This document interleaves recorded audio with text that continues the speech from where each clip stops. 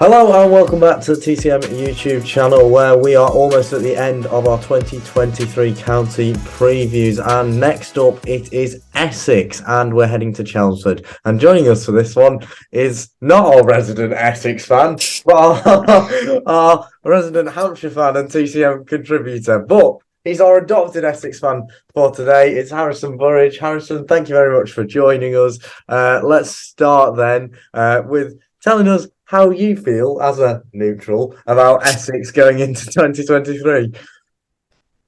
I think they've got a lot to prove after 2022. I think County Championship was rather underwhelming. They finished fourth in the end, but never looked like competing for the title. And then in the white ball, nothing really materialised in those two competitions either. So I think 2023 they need to start making steps back forward to the heights they have reached previously. Absolutely, because they have won trophies in the past. Last year, though, fourth in the county championship, third in the Vitality Blast, and sixth in Group B of the One Day Cup, which is really a middling season. I think you'll agree. Let's talk about the county championship first. It really never looked like they were going to challenge for the title last year, did it? They sort of never really got going, and the other three teams, Hampshire, Surrey and Lancashire, were just miles ahead of them. How do you think they combat that this year, and what do you think about their season last year as well? I think you put it perfectly there. They just never got going initially. I think a slow start puts you so far behind the eight ball, especially when you got three teams in. You mentioned there, Surrey, Hampshire and Lancashire, who were on the top form throughout last summer. You'd find a bit last year that Chelmsford was a bit more batting friendly at times, and draws became more as a result of that, which you very rarely saw before that. And the Essex bowling attack with Simon Harmer and Sam Cook for so many years, they managed to prize out those 20 wickets to win games, but that didn't happen to many occasions. And then they had that truly bonkers game against York County, Lancashire in September, where they were on the wrong end of a lottery game in many ways. Just little things like that. Something didn't go their way, but I think they did a lot.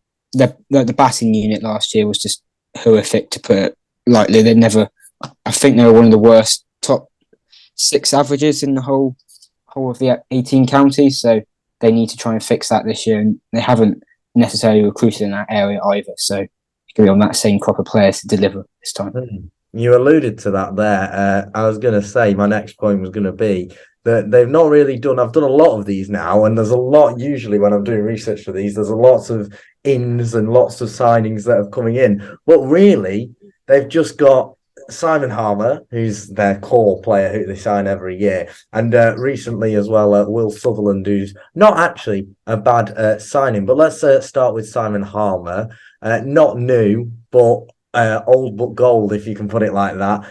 What impact do you think he'll have in 2023? Just more of the same, or is he getting past his best, maybe, dare I say? I think you'll be a very, very brave man to write Simon Harmer off after these years, and I'm not a very, very brave man. So I think we're going to be very much more of the same from Harmer this year. He's become, alongside, as I mentioned earlier, Cook, he's become like the talisman figure for the attack, and he can just take prize wickets out in any conditions, and I think that stands him and Essex in such good stead for the going forward. Absolutely. I mean, he's a core player. But Will Sutherland, then, he's been interim captain at Victoria he's the third highest wicket taker in the Sheffield Shield. Not a name that people may recognise, but maybe someone who might be a bit of an underdog signing, sounding by the sounds of that. Do you think they should have signed a batter, though? You talked about their problems there, or is this bowler going to make up for their lack of batting? Well, he is an all-rounder at the end of the day, so he does bring a bit of batting. He made 100 in the Sheffield Shield, and then in the last week he made an 80-plus score in the second into the final. So there is potential there. He averaged just under 30, I think it was, across the full season. So that is, well, his average was just slightly higher than the whole Essex top seven as a whole last summer, so that's a positive in that sense. But I think, especially, I know Nick Brown opening the batting is on his way out, same with Alistair Cook as well. We don't know how many more years he's got in him at the top level. And then we got a bit more of a promising middle order that just didn't fire last year, put it simply. But I think Essex fans would have wanted a batter in, much like Hampshire fans did, but Hampshire didn't and Essex haven't. So they're sticking to their guns and hoping it comes true in 2023. But it seems like I think you'll agree Essex have a core group of players which they're trusting. Not much business as we talked about, but they have had a lot of players sign new contracts and stuff like that. In terms of having a core group of players, do you think that helps them going into all three formats, having a set group of players who know each other, who have a good team ethos? Do you think that's going to give them an edge? Definitely. I mean, this is a very similar group of players to the ones that have won the titles for them. So they have that experience of winning what it takes to win trophies and tournaments. And whilst sometimes you get the analogy in football, you keep a group together too long, it will eventually just peter out into nothing. You keep going declining. But I don't think this Essex squad is that case. I think maybe last year maybe just been a bit of a blip in that sense. But they need to. It's just tough for them, I think, because there's so many counties that are now kind of on an upwards trend, and they need to make sure they start the season fast in their opening. They got Middlesex first game of the season. Albeit it's at Lords, it's not the easiest, but that is a nice opportunity against one of the new promoted sides, who will probably be down near the bottom this year to many people's expectations. So that's a nice opportunity for them to kickstart the season, get the ball rolling, and with this group of players that are now getting older, but have that experience to try and push on in all formats this year. Absolutely. Let's turn to some of the players themselves then. And who caught my eye was Ben Allison. I think he was termed in your preview article the young gun. So I quite like that. He only played 3 first-class matches last season, but he averaged 54.66 and took 12 wickets. One to watch for this season. He definitely is. I mean, you do have to wonder how much they play, because obviously you've got Cook and Snater there, the first 2 choice seamers, and then Porter for much of last season was that third seamer as well. But Allison came in for Porter towards the end of the season. So hopefully, for Allison's sake, he is taking over from Porter and becoming the heir to that role in many sense. And I mean, his performances back end of last summer were fantastic. He made such an effect on an Essex side towards the back end of the season, and to be able to do it with the bat as well. So that's something Essex pride themselves on, being able to bat low, because Simon Harman himself is such a good batter, as well as Shane Snater. So having another one who can bat down the order and contribute runs, as well as being such a threat with the ball, is a big asset to an Essex side. And for Allison, he could have a fantastic summer ahead. Absolutely. I keep saying absolutely every time you give an answer. But on a serious note, back to the cricket and players we've been talking about, Dan Lawrence is someone I wanted to talk about here, because obviously lots of us will know him for his brief stints in the England side. It seemed to me he had a bit of an underwhelming season last season, especially in the county championship, more than the white ball stuff. Do you think he'll have a big year this year? Maybe press on for some England hopes, if there still are any England hopes there for him? I think he needs to have a big year. I think whilst he was involved, I believe, with the Lions. No, sorry, he was in the England squad over the winter when in New Zealand. So that he is still very much on the fringes. But as we've seen with the basketball era, there is not very many places available. The competition for places is high, and they're not willing to move players on quickly, as seen with someone like Zach Corley, for example. But he did, as you said, he underwhelmed last summer in the county championship. He didn't look like the self that made him get that test debut originally under Silverwood. But he needs to have a big year. He's got the ability, he's got the technique, and I think if he can push his case throughout the summer, I don't think the Ashes will come far too early for him, especially with the squadding they got, and the fact we're just having to try and shoehorn Bairstow in somewhere at the moment after the form he was in before injury. But looking at the winter tours and into the summer of 2024, if he can make consistent runs in the middle order for Essex, then maybe a spot does open up for him in England side. I'd quite like to see him in the England side. I did quite like him when he had his brief cameos, but I mean, so as you say, lots of competition for spaces, and we've got to shoehorn Johnny Bairstow in there somewhere. So who knows, maybe in the winter next year. Someone else who's still going is Alistair Cook. And I can't quite believe I'm still talking about Alistair Cook in 2023. It's been a long time since he retired now from international cricket, but he seems to still be enjoying himself on in Essex. Do you think he's going to maybe tail off? Could this be his last season, or do you think he'll just keep going? He could very well be another case of the Darren Stevens. I think 837 runs last summer for someone who retired from international cricket would have been 4 years ago last summer. It's still staggering to be able to do that, yeah, at the county games. So I think, much like with Simon Harmer off earlier, you'd be a very brave man to say this is the end of Cook this year, because I don't see it happening on the basis of last year's performances. He just is a run machine in every sense. Absolutely. I've done it again. I've just said it again. If you had a pound for every time I said absolutely, you'd be a millionaire. But I mean, Alistair Cook is just a top player, really, isn't he? I mean, there's nothing more to say about it. And it's so amazing that he just comes out in the county championship and consistently scores runs, as long as it's not against Lancashire or Hampshire in your case. Thank you. It'll be fine. Let's turn to white ball cricket then, and Michael Pepper is someone I want to talk about because he had quite a breakout season last year. He was the leading run scorer in the Blast for them, averaging 36. More of the same for him this time round? I would think so. I think last summer was basically him announcing himself on the county stage, and now it's about kicking on. He's definitely got the skill set to do that. I think remember he played a pretty good innings at Chelmsford against Hampshire early on in Hampshire's campaign when they were just losing every game before we all know what happened. But he is just an exciting young player who looks to attack from ball one. He got a 100 deal off the back of his performances in the Blast. I think he played for Northern Superchargers for a couple of games. So he's got that potential. There's no 100 deal as of yet, I don't think, for this year, but there's a couple of Blast wildcard spots at every team, so he's going to be gunning for one of those and have that opportunity to perform on the highest stage again.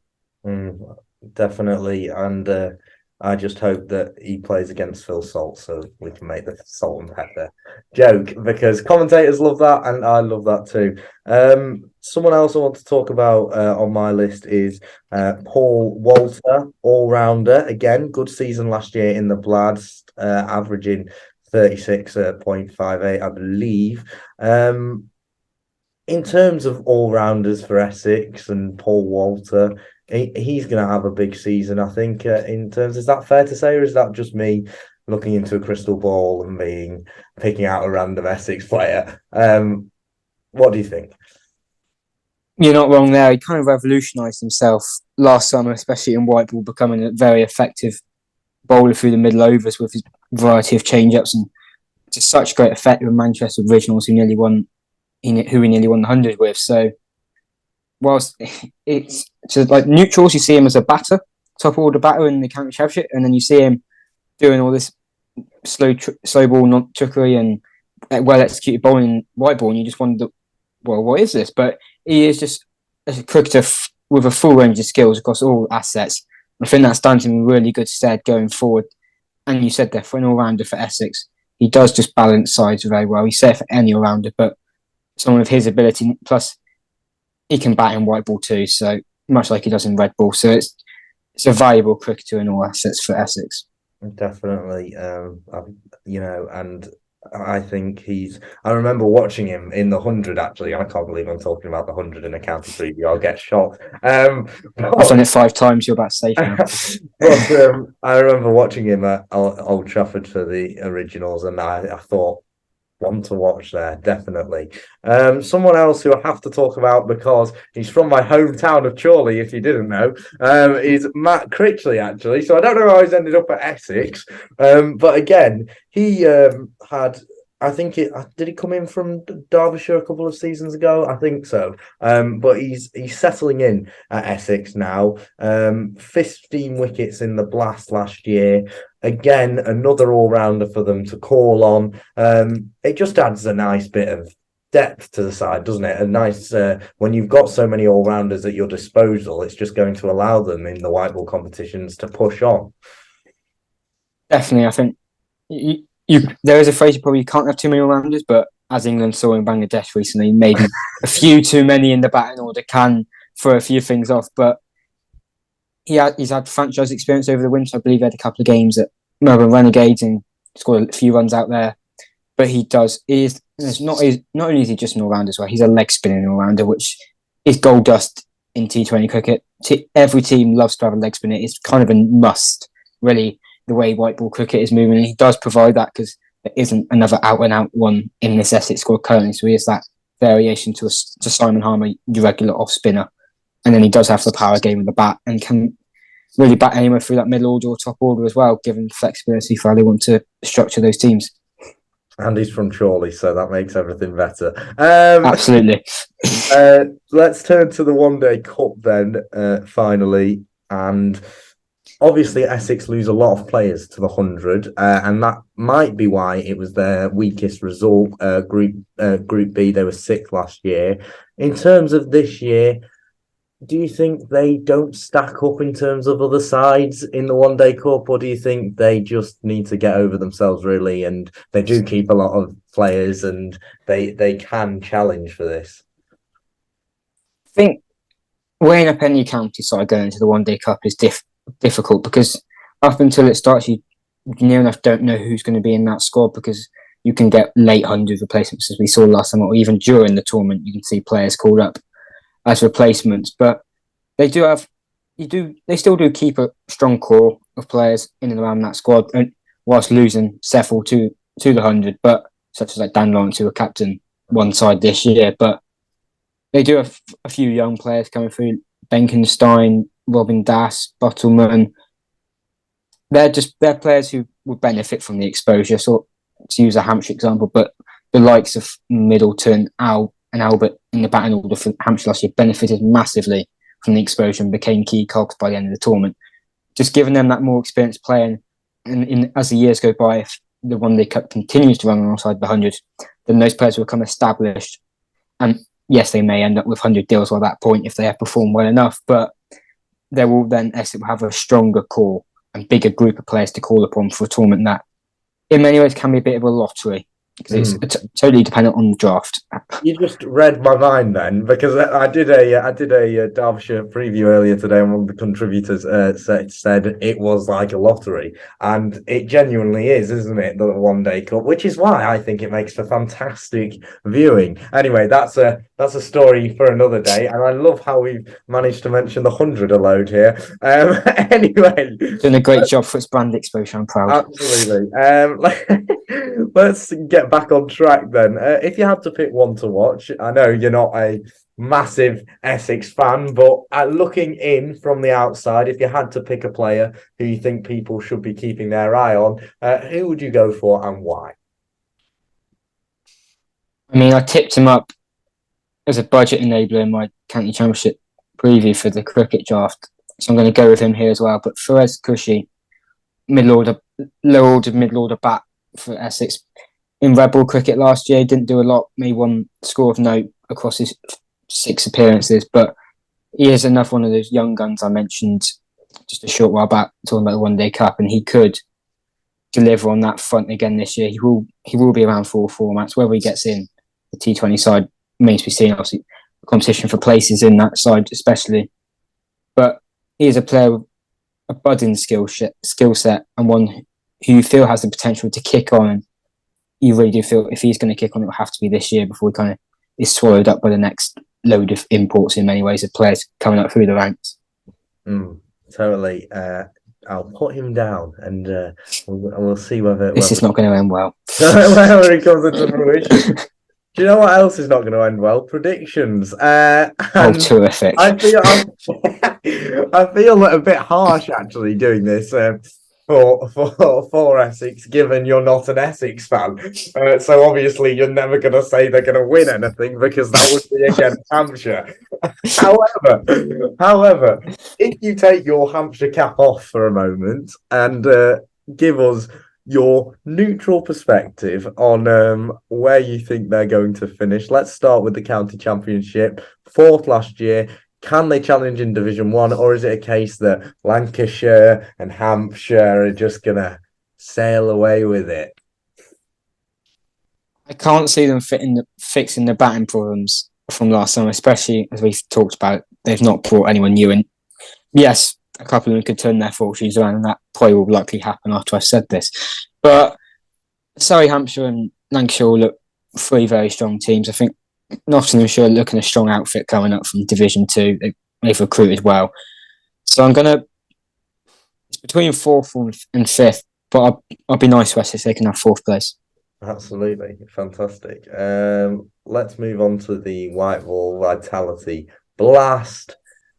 Third, and then knocked out by Lancs in the quarterfinals, which I keep bringing up because I love it when we win. And I don't talk about the final of the Vitality Blast last year because, as far as I'm concerned, it did not happen. Anyway, You were there.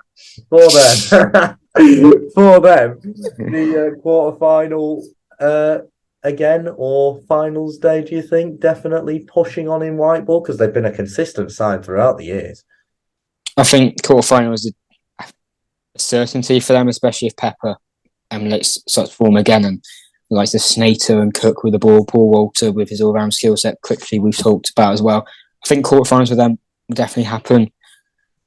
But then again, can they push on and make that next step to finals day that they have done in years gone by?